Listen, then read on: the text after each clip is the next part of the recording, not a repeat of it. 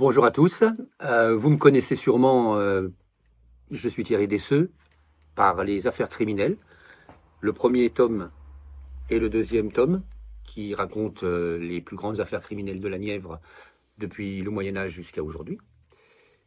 Mais il y a depuis des romans qui sont sortis, des romans noirs, on va dire, mais un peu polars. Celui-ci, qui raconte, qui part sur un peu le même postulat que l'affaire du pont de Ligonnès, sauf que là, on saura ce qu'il est devenu. En tout cas, une grosse enquête avec beaucoup de suspense pour le retrouver. Et celui-là, le dernier, les Vendez-moi au diable, qui, pendant la canicule, raconte l'assassinat de personnes âgées dans un institut médical. Et bien sûr, il faut trouver le coupable. Donc, avec moi, en général, le coupable, on l'a à la toute dernière page du livre, ou en tout cas dans le tout dernier chapitre. Donc, il faut lire le livre en entier et mener sa petite enquête pour avoir sa petite idée.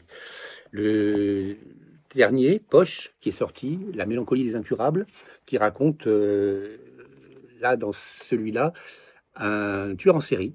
Comment un tueur en série qui tue depuis l'enfance, depuis qu'il est enfant, a réussi à ne jamais se faire prendre, en tuant régulièrement, sans raison, sans aucun motif, et c'est peut-être pour ça d'ailleurs qu'il ne se fait pas prendre, sans mobile. Et il raconte comment, évidemment, il a fait et comment il a déjoué la police pendant toutes ces années. Mais je voulais aussi vous présenter ce roman-là, qui est beaucoup plus personnel, qui est un roman biographique. La parole est au silence, qui lui raconte l'histoire enfin, une histoire dans l'enfance maltraitée. C'est un petit garçon qui raconte, parce qu'il en a été témoin, comment sa sœur a été maltraitée pendant leur enfance. Donc ça couvre à peu près 5-6 années. Et ça raconte finalement la chronologie quotidienne de l'enfer, pour pas employer un mot trop fort, puisqu'il n'y en a pas d'autre plus fort que celui-là. Voilà, en tout cas, je vous le recommande particulièrement celui-là, si vous n'aimez pas les polars, mais si vous aimez les polars, vous pouvez tous les acheter. Merci à vous et à bientôt.